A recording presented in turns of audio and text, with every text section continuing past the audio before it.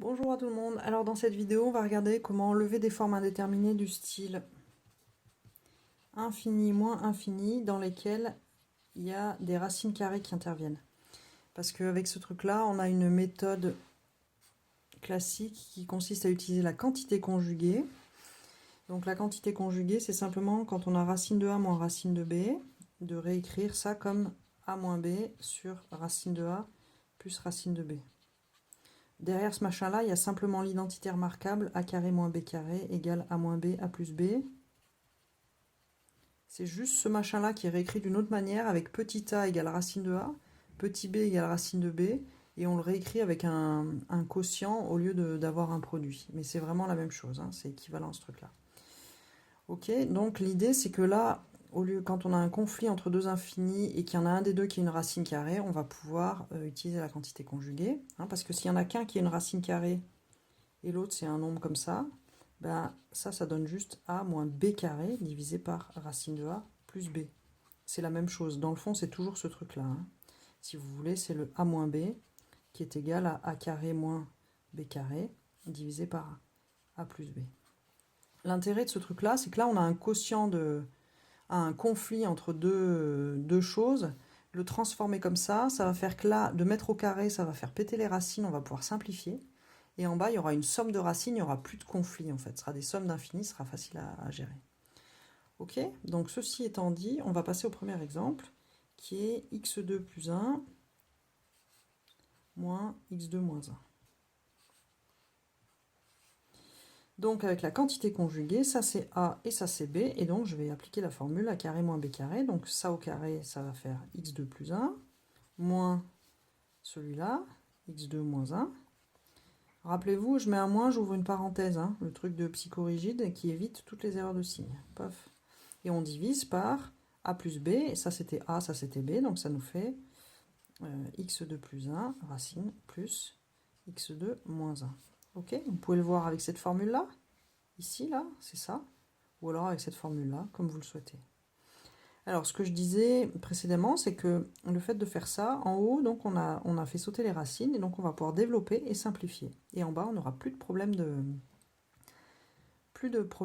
forme indéterminée. Donc là, si on simplifie, enfin si on développe, x2 plus 1 moins x2 moins moins plus, divisé par x2 plus 1 plus x2 moins 1.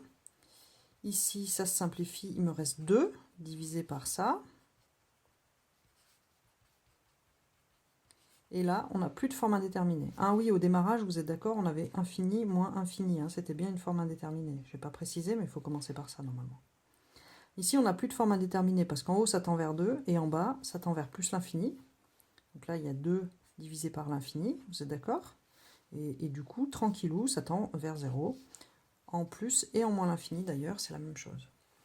Ok avec ça, donc vous voyez, cette transformation de la quantité conjuguée permet de lever la forme indéterminée instantanément. Alors, on va en regarder une autre dans laquelle il n'y a qu'une seule racine carrée. Hein. Alors, une seule racine carrée, comment ça s'écrit? J'ai trouvé celui-là, x2 plus x plus 1, moins x. Alors, qu'est-ce que ça donne?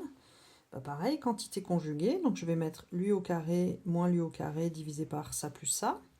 Donc ça me fait x2 plus x plus 1, moins lui au carré, ça fait x2, divisé par ça plus ça.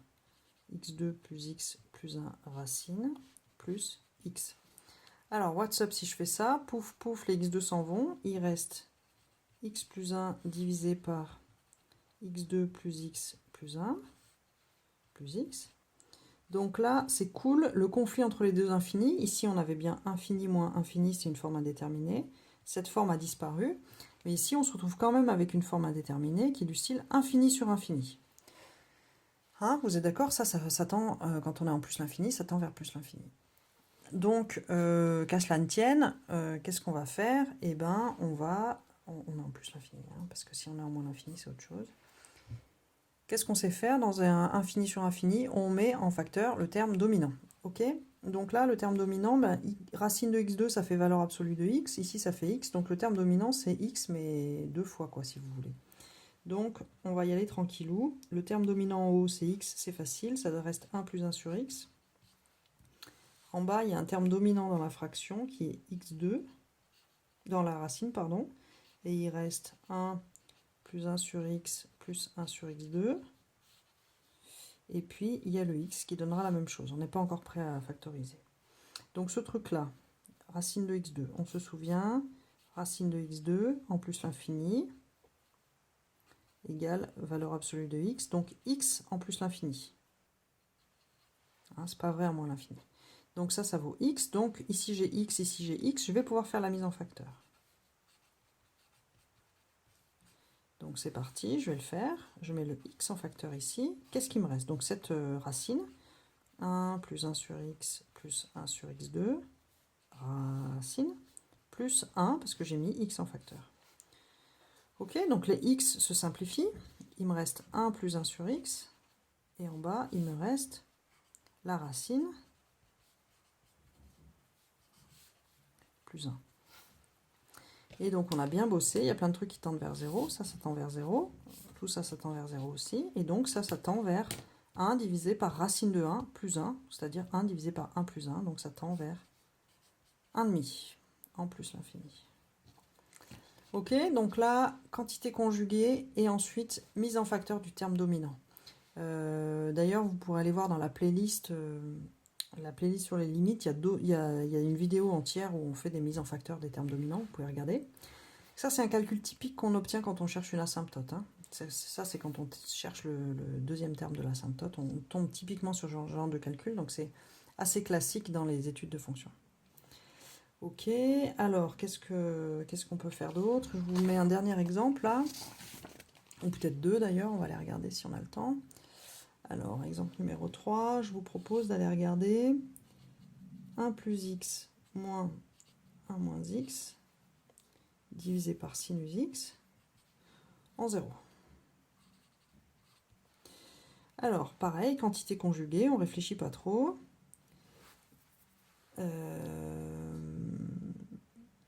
On réfléchit pas trop. Alors, pourquoi on réfléchit pas trop? Parce que là, il y a un conflit entre les deux trucs. Ça nous fait un 0 sur 0. Et ce 0 vient du 1 moins 1 qui vient de la racine carrée. C'est pas tout à fait une forme indéterminée d'infini. C'est un peu différent. Mais là, il y a clairement un conflit entre ces deux racines là qui semblent être un peu du même ordre. Et donc, quand on a des racines qui semblent un peu du même ordre et qu'on ne sait pas trop vraiment laquelle domine, qu'est-ce qui se passe, etc., la quantité conjuguée, c'est un bon truc. Donc, on va garder au chaud le 1 sur sinus x, qui est là, et puis on va bosser sur la quantité conjuguée. Donc, ça nous donne 1 plus x moins 1 moins x divisé par la somme des racines. Ok, donc on a toujours le 1 sur sinus x.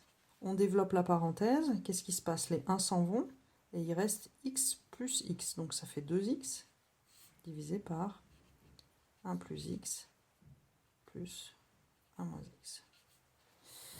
Ok, donc ensuite, qu'est-ce qui se passe? Moralement, là, ce truc-là, il tend vers 1.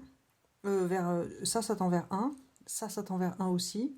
Donc globalement, en bas, ça tend vers 2, qui se simplifiera avec lui. Donc globalement, ce qui nous reste, c'est x divisé par sinus x. Donc là, est-ce que vous reconnaissez, on peut peut-être l'écrire comme ça, vous reconnaissez, en fait, je l'écris comme ça, 1 sur sinus x, et ensuite on a dit 2 divisé par 1 plus x plus 1 moins x. Vous reconnaissez ici que c'est l'inverse de sinus x sur x. Hein, vous reconnaissez ça? 1 sur sinus x sur x, et 2 divisé par la même chose. Donc là, d'avoir 1 sur sinus x sur x, je ne sais pas si vous connaissez par cœur le fait que ça c'est une limite classique qui tend vers 1. Si vous ne le connaissez pas, vous pouvez le retrouver, c'est un taux d'accroissement en fait. Donc on va tomber sur une dérivée. Et si vous ne connaissez pas ça, vous pouvez aller regarder dans la playlist sur les limites. Il y a justement une vidéo qui s'occupe des dérivés, des limites avec des dérivés, des taux d'accroissement, des trucs comme ça. Et sinus x sur x est traité dedans, donc vous pouvez les regarder. Ça, on a dit ça tend vers 1. Ça, on a dit ça tend vers 1. Donc ça tend vers 2 sur 2. Ça tend vers 1. Donc finalement, la limite globale vaut en 0 1 sur 1 multiplié par 2 sur 2. Et donc ça vaut 1. Ok, ça vous parle? On en fait une petite dernière pour la route, là, numéro 4. Bon. Alors, numéro 4, qu'est-ce que je vous propose? Elle est en 0 aussi. Regardez, 1 plus x moins 1 plus x2 divisé par x en 0. En 0, j'ai déjà écrit. Alors, qu'est-ce qu'on fait? Pareil, il y a encore c'est un 0 sur 0 qui nous vient du fait qu'on a deux racines qui s'autodétruisent. Donc, conflit un peu entre les deux racines. On aimerait bien supprimer ce 0-là, en fait. Et pour supprimer ce 0-là, on va utiliser la quantité conjuguée. Donc, je mets le 1 sur x ici au chaud et je m'occupe du conflit entre les racines. Alors, donc, ça va me donner, avec la quantité conjuguée, 1 plus x moins, parenthèse, 1 plus x2, divisé par, et puis 1 plus x moins 1 plus x2. Plus, pardon. Ok, donc je développe ça, donc j'ai toujours un 1 sur x devant, je développe, les 1 s'en vont, il reste x moins x2, divisé par 1 plus x plus 1 plus x2. Ok, donc là, qu'est-ce qu'on fait? On va peut-être simplifier le 1 sur x avec ça. Comme ça, là.